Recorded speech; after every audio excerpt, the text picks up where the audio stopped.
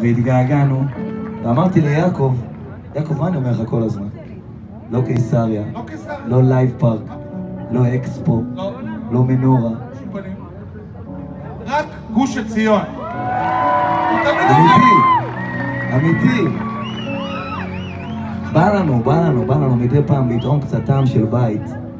ואין לנו הרבה זמן, יש לנו איזה שעה וחצי, לא כולל הערכה פנדלים. תעמדו על הרגליים, גוש עציון. בוא נתחיל את הערב.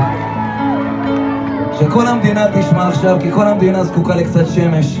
אנחנו באיזה ליקוי מאורות רגעי.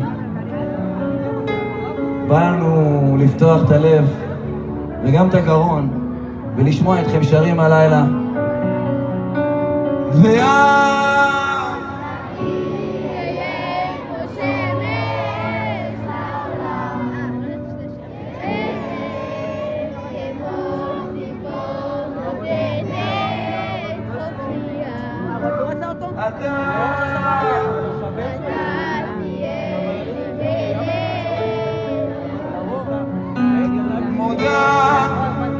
אני לך